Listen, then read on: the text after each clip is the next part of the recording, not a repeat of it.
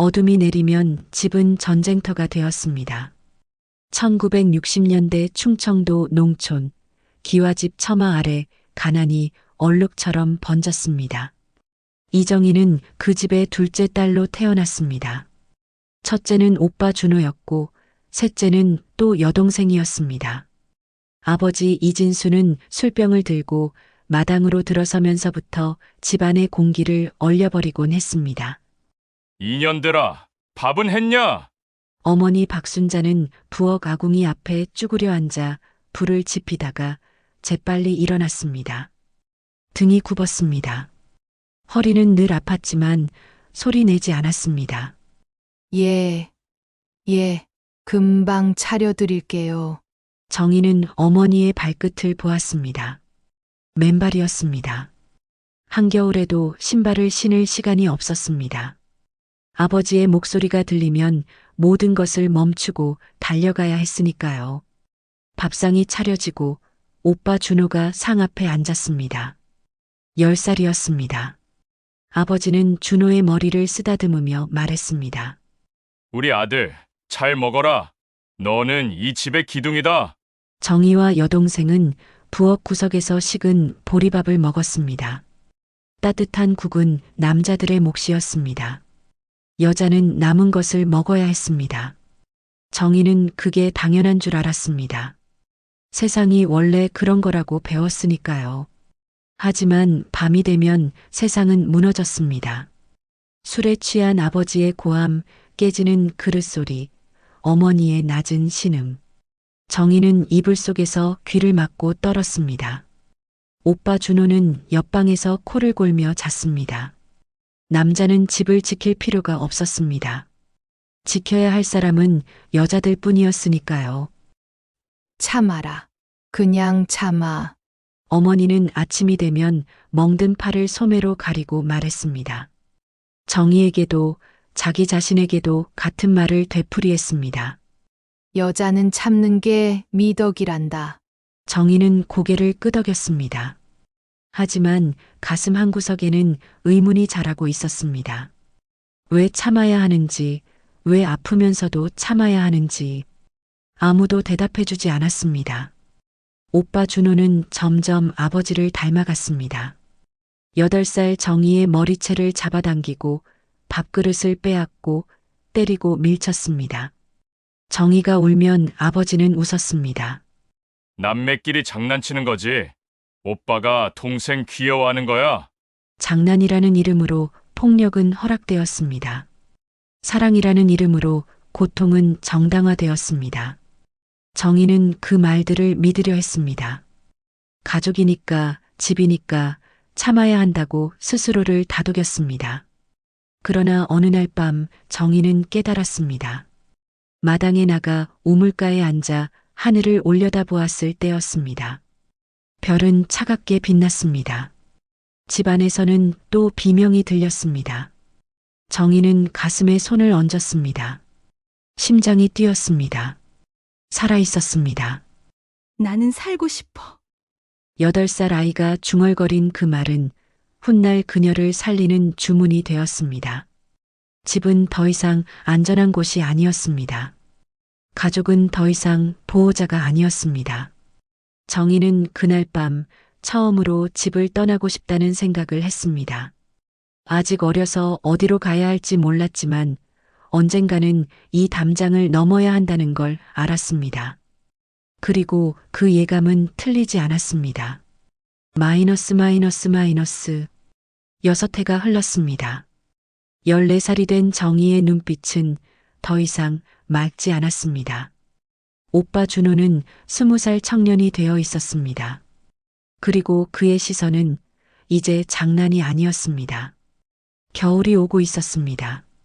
1970년 초겨울 14살 정희는 더 이상 아이가 아니었습니다. 오빠 준호는 20살이 되었습니다. 아버지는 그를 자랑스러워했습니다. 마을 청년회에서도 동네 어른들 사이에서도 준호는 장래가 촉망되는 청년이었습니다. 하지만 집안에서 그는 다른 얼굴을 가지고 있었습니다. 정희야, 이리 와봐. 준호가 부르면 정희는 몸이 굳었습니다. 목소리가 달라졌습니다. 예전처럼 거칠게 명령하는 게 아니라 낮고 끈적한 어조였습니다. 오빠, 저 설거지해야 해요. 잠깐만. 금방이야. 정희는 도망치고 싶었습니다. 하지만 도망칠 곳이 없었습니다. 집 밖은 더 넓은 세상이었지만 14살 소녀에게 허락된 세상은 없었습니다. 준호는 점점 정희를 따라다녔습니다. 우물가에 가면 뒤따라왔고 빨래터에 가면 기다리고 있었습니다. 정희가 외출하려 하면 물었습니다. 어디가? 장에 심부름 가요. 누구 만나냐? 아무도 안 만나요. 준호는 정희의 팔을 잡았습니다. 세게 쥐었습니다. 거짓말하지 마! 요즘 동네 남자애들이 너 쳐다본다며? 저는 아무것도 안 했어요. 정희는 소리쳤습니다. 하지만 준호는 웃었습니다. 여자가 조심해야지. 내가 지켜줄게. 지켜준다는 말은 감시였습니다. 보호한다는 말은 통제였습니다. 정희는 숨이 막혔습니다. 마이너스 마이너스 마이너스. 겨울이 깊어졌습니다. 어느 날 밤 정희는 잠에서 깼습니다. 방문이 열렸습니다. 준호였습니다. 정희는 이불을 끌어안았습니다. 오빠, 왜 여기 와요? 준호는 대답하지 않았습니다. 그날 밤 정희는 비명을 삼켰습니다. 목구멍까지 올라온 소리를 꾹 눌렀습니다. 어머니가 옆방에 있었지만 정희는 부를 수 없었습니다. 가족이 나를 지켜줄 거라는 믿음은 이미 오래전에 무너졌으니까요. 그날 이후 정희는 달라졌습니다. 말을 잃었습니다. 밥을 먹지 못했습니다. 밤마다 악몽을 꾸었습니다. 어머니 순자는 딸의 창백한 얼굴을 보았지만 묻지 않았습니다. 아버지 진수는 딸의 축 처진 어깨를 보았지만 신경 쓰지 않았습니다. 오빠 준호는 여전히 밥상머리에서 웃었습니다. 아버지, 저 다음 달에 면사무소 시험 봅니다. 그래, 우리 아들. 잘했다. 아버지는 소주잔을 들었습니다. 준호도 잔을 들었습니다. 정희는 부엌 구석에서 그 모습을 보았습니다. 구역질이 났습니다. 마이너스 마이너스 마이너스. 2달이 지났습니다. 정희의 몸이 달라지기 시작했습니다. 아침마다 속이 뒤집혔습니다. 치마가 조였습니다. 정희는 겁이 났습니다. 14살 소녀는 자기 몸에 무슨 일이 일어나는지 알았습니다. 어머니가 먼저 알아챘습니다. 정희야, 순자는 딸을 불렀습니다. 정희는 고개를 들지 못했습니다. 네? 어머니, 너 무슨 일 있냐? 정희는 울음을 터뜨렸습니다. 순자는 딸의 배를 보았습니다. 눈빛이 흔들렸습니다. 누구냐? 어머니, 누가 그랬냐고? 순자의 목소리가 떨렸습니다. 정희는 입을 열 수 없었습니다. 말하면 모든 게 끝날 것 같았습니다. 가족이 무너질 것 같았습니다. 아니, 이미 무너진 가족이었지만요. 동네 남자애냐? 누구냐? 순자는 딸의 어깨를 흔들었습니다. 정희는 고개를 저었습니다. 아니에요. 아니에요. 그날 저녁 아버지가 알게 되었습니다. 진수는 술을 마시지도 않은 채로 딸을 때렸습니다. 주먹이 아니라 발길질이었습니다. 정희는 마루에 쓰러졌습니다. 이 더러운 년, 누구 씨야? 아버지, 저는 입 닥쳐. 동네 얼굴을 들 수가 없어. 준호는 옆방에 있었습니다. 문을 열고 나왔습니다. 아버지, 무슨 일이에요? 내 동생이 몸을 팔았어. 준호는 정희를 보았습니다. 눈빛에 경고가 담겼습니다. 정희는 그 눈을 똑바로 보았습니다. 준호는 고개를 돌렸습니다. 정의가요? 설마요. 누구한테 그런 짓을? 모르겠어. 인연이 입을 안 열어. 진수는 다시 발길질을 했습니다. 정희는 배를 감쌌습니다. 아팠습니다. 몸도 마음도 모두 아팠습니다. 어머니 순자는 부엌 문 앞에 서 있었습니다. 눈물을 흘렸습니다. 하지만 말리지 않았습니다. 남편의 폭력을 막을 힘이 없었습니다. 아니, 막을 용기가 없었습니다. 마이너스. 다음 날 소문이 퍼졌습니다. 마을 사람들은 수군거렸습니다. 정희는 집 밖으로 나갈 수 없었습니다. 아버지는 딸을 방에 가뒀습니다.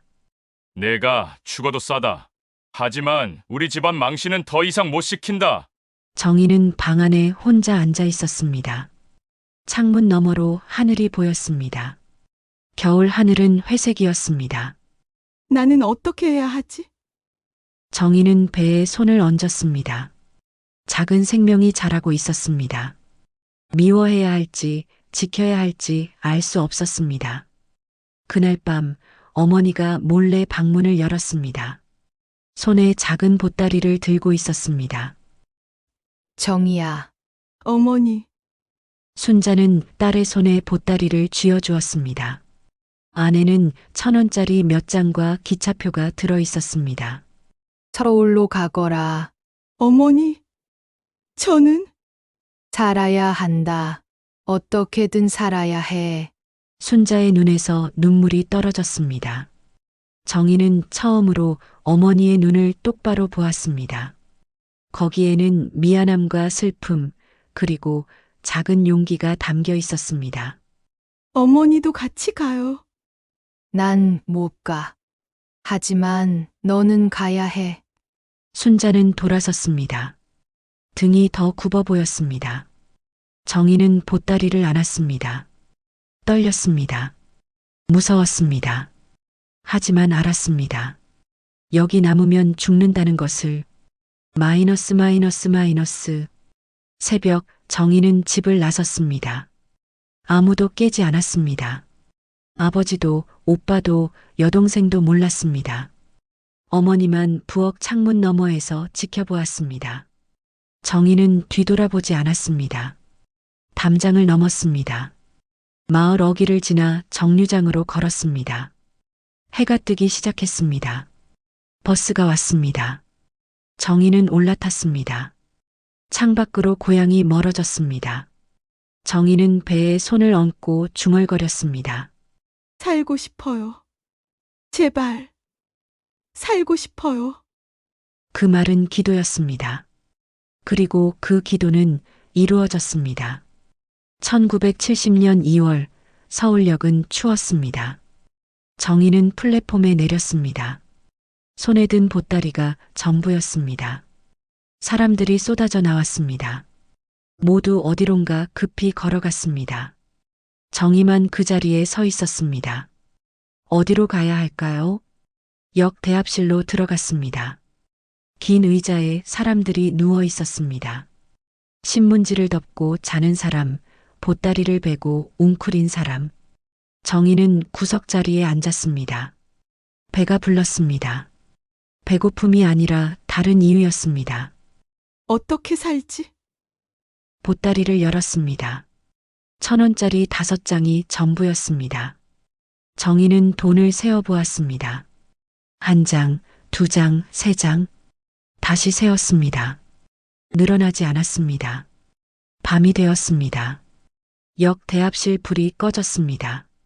정희는 눈을 감았습니다. 잠들 수 없었습니다. 옆에서 누군가 기침했습니다. 어디선가 아기 우는 소리가 들렸습니다. 정희는 배에 손을 얹었습니다. 미안해. 엄마가 아무것도 줄 게 없어. 다음 날 아침 정희는 역 밖으로 나왔습니다. 거리는 낯설었습니다. 큰 건물들이 줄지어 서 있었고 차들이 쉴 새 없이 지나갔습니다. 사람들은 모두 바빴습니다.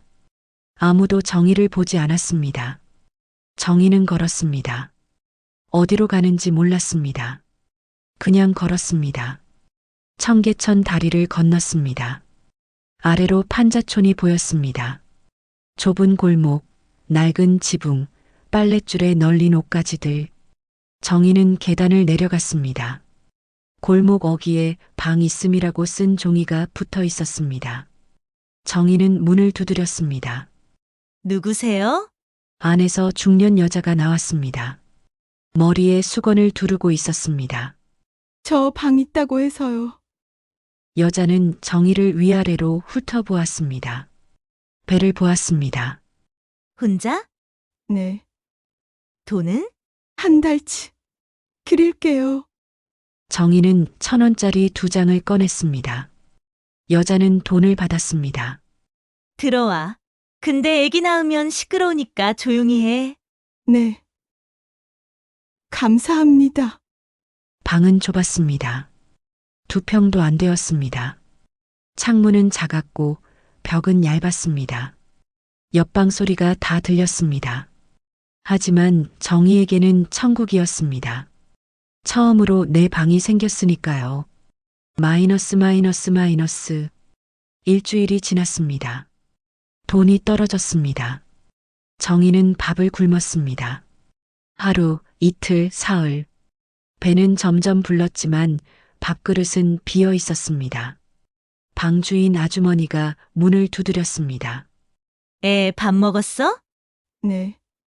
거짓말이었습니다. 아주머니는 알았습니다. 거짓말 마.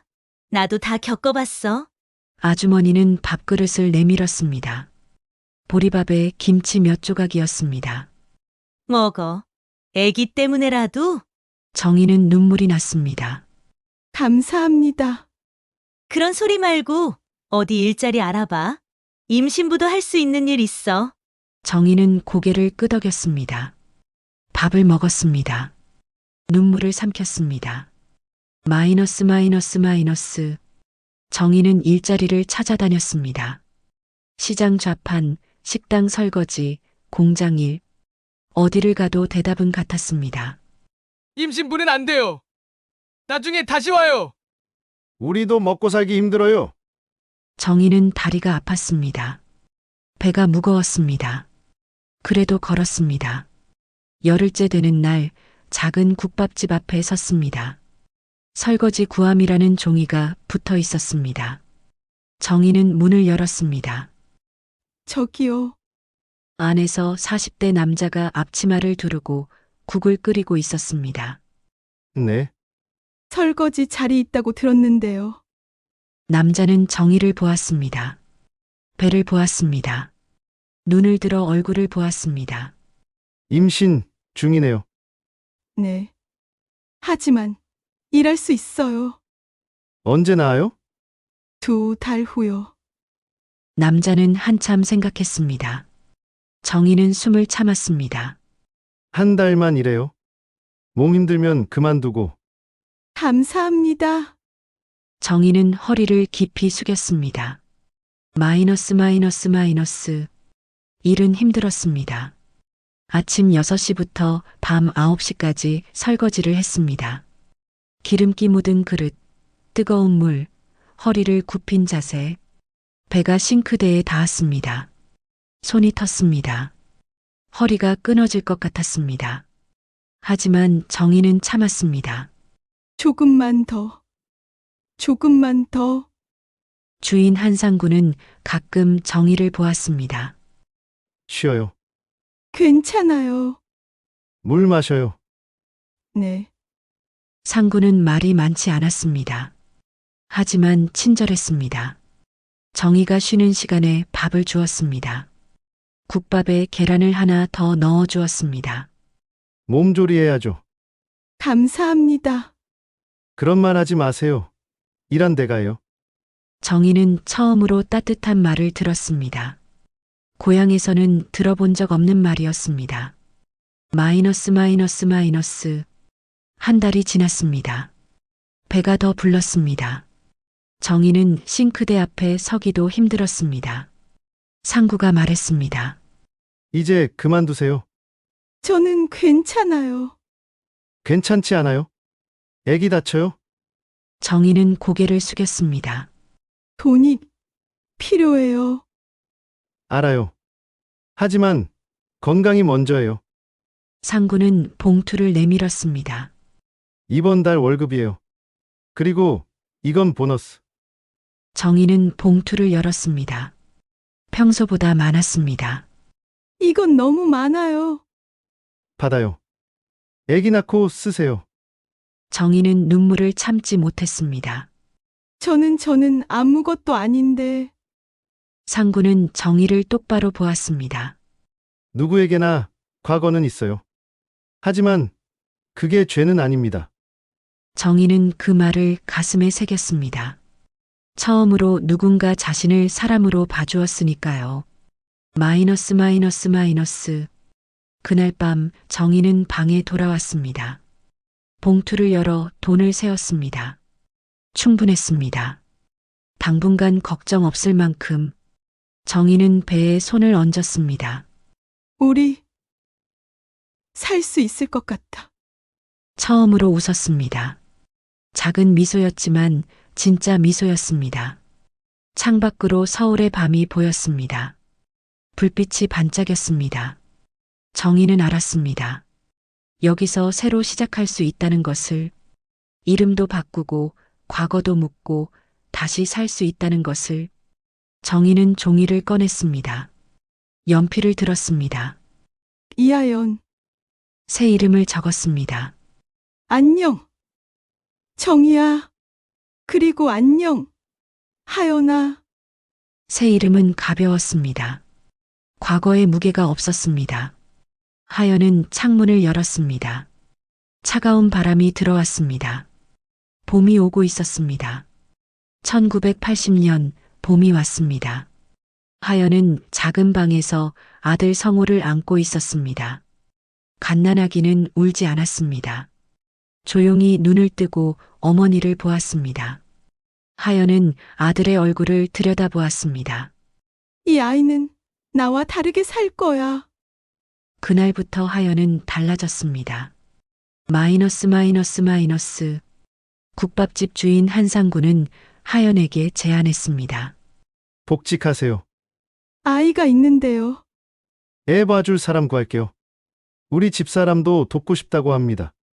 하연은 고개를 숙였습니다. 감사합니다. 그런 말 하지 마세요. 서로 돕는 거죠. 상구의 아내 정숙은 따뜻한 사람이었습니다. 성호를 안고 웃었습니다. 아이고, 이쁘기도 하지. 우리 딸 낳고 싶었는데 아들만 둘이라. 이 아이 보면 딸 키우는 기분일 것 같네. 하연은 처음으로 우리라는 말을 들었습니다. 혼자가 아니었습니다. 마이너스 마이너스 마이너스. 성호는 조용히 자랐습니다. 5살이 되었을 때 유치원에 갔습니다. 선생님이 물었습니다. 성호야, 아빠는 어디 계시니? 성호는 대답했습니다. 몰라요. 엄마랑 단둘이 사니? 네. 엄마가 제일 좋아요. 선생님은 더 묻지 않았습니다. 하연은 학부모 상담 때 조심스럽게 말했습니다. 저희 모자 가정이에요. 알고 있어요. 괜찮습니다. 성호는 밝고 착한 아이예요. 하연은 안도했습니다. 낙인이 두려웠지만 세상은 조금씩 변하고 있었습니다. 마이너스 마이너스 마이너스. 성호는 초등학교에 입학했습니다. 하연은 국밥집 일을 그만두고 반찬 장사를 시작했습니다. 새벽 4시에 일어나 김치를 담그고 나물을 무치고 시장에 내다 팔았습니다. 손이 거칠어졌습니다. 허리가 아팠습니다. 하지만 참을 수 있었습니다. 성호가 학교에서 상을 받았습니다. 엄마, 나 전교 1등 했어. 하연은 상장을 받아들고 울었습니다. 우리 성우. 정말 잘했다. 엄마, 왜 울어? 기뻐서. 그래. 성호는 고개를 갸우뚱했습니다. 하연은 웃었습니다. 아들은 눈물의 이유를 몰라도 되었습니다. 그저 행복하면 되었습니다. 마이너스 마이너스 마이너스. 성호는 중학생이 되었습니다. 어느 날 집에 돌아와 물었습니다.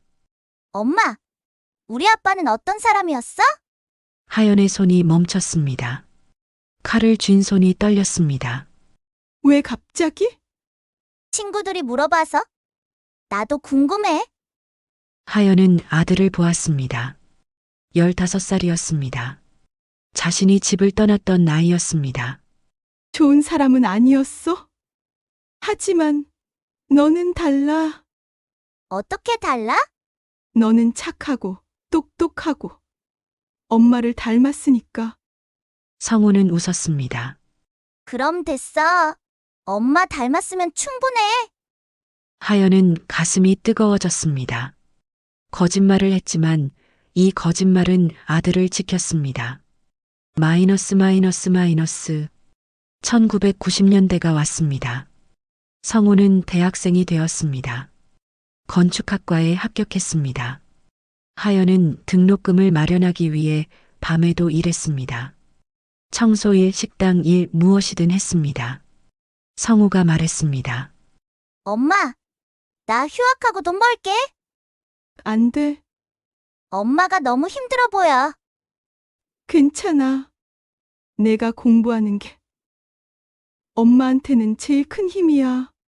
성우는 더 말하지 않았습니다. 대신 아르바이트를 시작했습니다. 어머니 몰래 학비를 벌었습니다. 하연은 알았습니다. 하지만 모른 척 했습니다. 아들이 성장하는 모습이었으니까요. 마이너스. 성우는 졸업 후 건축회사에 취직했습니다. 첫 월급을 받고 집에 왔습니다. 엄마, 이거? 봉투를 건넸습니다. 하연은 받지 않았습니다. 내 돈이야. 내가 써. 엄마가 쓴 돈인데 당연히 드려야죠. 성우야, 하연은 아들의 손을 잡았습니다. 엄마는 이미 다 받았어. 내가 이렇게 자라준 게 다야. 성우는 눈물을 흘렸습니다. 25 청년이 어머니 앞에서 울었습니다. 엄마, 고생 많으셨어요. 아니야. 너 때문에 행복했어. 두 사람은 손을 잡고 울었습니다. 긴 시간이 지나 처음으로 같이 우는 눈물이었습니다. 마이너스. 2000년 성우는 결혼했습니다. 신부는 따뜻한 사람이었습니다. 하연을 어머니라 불렀습니다. 어머니, 잘 부탁드려요. 내가 부탁해야지. 우리 아들 좀 잘 봐줘. 어머니가 잘 키우셔서 좋은 사람이에요. 하연은 며느리의 손을 잡았습니다. 고맙다. 우리 성우 행복하게 해줘서. 결혼식 날 하연은 구석에 앉아 아들을 보았습니다. 턱시도를 입은 아들은 환하게 웃고 있었습니다. 이 아이는 어둠이 아닌 빛 속에서 자랐구나. 하연은 조용히 눈물을 닦았습니다. 마이너스. 2010년 손주가 태어났습니다. 첫 손주는 딸이었습니다. 성우가 안고 왔습니다. 어머니, 제 딸이에요. 하연은 아기를 안았습니다. 작고 따뜻했습니다. 이름이 뭐니? 서연이요. 서울에서 2년의 연. 좋은 이름이다. 하연은 손녀를 보며 생각했습니다. 이 아이는 자신의 과거를 모를 것입니다. 할머니가 어떻게 살았는지, 어떤 고통을 겪었는지, 그래도 괜찮았습니다. 몰라도 되었습니다. 손녀는 그저 사랑받으며 자라면 되었습니다. 마이너스. 성우는 어느 날 물었습니다. 어머니, 행복하세요? 응, 정말요? 너희가 있잖아. 성우는 어머니를 안았습니다. 하연은 아들의 등을 토닥였습니다. 엄마는 세상에서 제일 강한 사람이에요. 아니야. 그냥 살고 싶었을 뿐이야. 그게 가장 강한 거예요. 하연은 창밖을 보았습니다. 봄이었습니다. 벚꽃이 피었습니다. 나는 결국 살아냈구나. 마이너스. 2015년 가족 사진을 찍었습니다. 성우 부부, 두 손주, 그리고 하연. 5명이 카메라 앞에 섰습니다. 하나, 둘, 셋. 플래시가 터졌습니다. 하연은 환하게 웃었습니다. 사진 속의 하연은 평범한 할머니였습니다. 주름진 얼굴, 희끗한 머리, 따뜻한 미소. 아무도 그 뒤의 이야기를 몰랐습니다. 하연은 그 사진을 방에 걸어두었습니다. 밤마다 사진을 보며 중얼거렸습니다. 나는 행복해? 스스로에게 되뇌는 주문이었습니다. 그리고 그 주문은 진실이 되었습니다. 2023년 가을 하연은 75이 되었습니다. 서울 근교 작은 요양원에 살고 있었습니다. 건강은 괜찮았지만 혼자 살기 힘들어진 나이였습니다. 성우가 주말마다 찾아왔습니다. 어머니, 불편한 거 없으세요? 응. 여기 좋아. 정말요? 친구들도 있고. 밥도 잘 나오고. 하연은 웃었습니다. 거짓말은 아니었습니다. 요양원 생활은 평화로웠습니다. 하지만 밤이 되면 달랐습니다. 과거가 찾아왔습니다. 어두운 방, 준호의 그림자, 어머니의 눈물. 하연은 잠들지 못하고 창밖을 보았습니다. 언제까지 이 기억을 안고 살아야 하지? 어느 날 손녀 서연이 찾아왔습니다. 23이 된 서연은 대학원생이었습니다. 사회학을 공부했습니다. 할머니, 저 과제가 있는데요. 무슨 과제? 가족 이야기를 인터뷰하는 거예요. 할머니 이야기 들려주실 수 있어요? 하연은 잠시 망설였습니다. 뭘 알고 싶은데? 할머니가 어떻게 사셨는지요? 우리 아빠 혼자 키우시느라 힘드셨죠? 하연은 손녀를 보았습니다. 맑은 눈이었습니다. 아무것도 모르는 눈이었습니다. 그래. 조금 힘들었지. 할머니는 정말 대단하세요. 서연은 할머니의 손을 잡았습니다. 하연은 손녀의 손을 느꼈습니다. 따뜻했습니다. 이 아이에게 말해야 할까? 마이너스. 며칠 후 하연은 결심했습니다. 요양원 방에서 스마트폰을 켰습니다. 성우가 사준 것이었습니다. 하연은 서툴게 유튜브를 열었습니다. 영상을 찍기로 했습니다. 처음에는 떨렸습니다. 카메라 앞에 앉아 아무 말도 할 수 없었습니다. 녹화를 멈췄습니다. 숨을 고르고 다시 시작했습니다. 안녕하세요. 저는 이하연입니다. 목소리가 떨렸습니다. 제 이야기를 하려고 합니다. 처음으로 마이너스. 첫 영상은 짧았습니다. 저는 1960년대에 태어났습니다. 가난한 농촌 집안이었습니다. 여자아이로 태어난 것은 저주였습니다. 하연은 말을 멈췄습니다. 눈물이 났습니다. 가족이 항상 안전한 곳은 아닙니다. 그 한 문장이 전부였습니다. 영상을 올렸습니다. 조회수는 얼마 되지 않았습니다. 하지만 댓글이 달렸습니다. 저도 비슷한 경험이 있습니다. 용기 내주셔서 감사합니다. 할머니, 힘내세요. 하연은 댓글을 읽고 울었습니다. 혼자가 아니었습니다. 마이너스. 두 번째 영상을 찍었습니다. 저는 14살에 집을 떠났습니다. 혼자였습니다. 배 속에 아이가 있었습니다. 하연은 카메라를 똑바로 보았습니다. 그 아이가 지금 제 아들입니다. 저는 아들에게 진실을 말하지 않았습니다. 아들을 지키고 싶었습니다. 목소리가 갈라졌습니다. 거짓말로 지킨 사랑도 사랑일까요? 댓글이 쏟아졌습니다. 수백 개, 수천 개. 당연히 사랑입니다. 할머니는 잘못이 없습니다. 용서받을 필요도 없어요. 할머니는 생존자예요. 하연은 댓글을 읽으며 처음으로 깨달았습니다. 자신을 용서해도 된다는 것을. 마이너스. 성우가 영상을 보았습니다. 주말에 요양원을 찾아왔습니다. 표정이 굳어 있었습니다. 어머니, 봤구나. 왜 말씀 안 하셨어요? 하연은 고개를 숙였습니다. 미안해. 내가 상처받을까봐. 성우는 앉았습니다. 한참 동안 말이 없었습니다. 그러다 입을 열었습니다.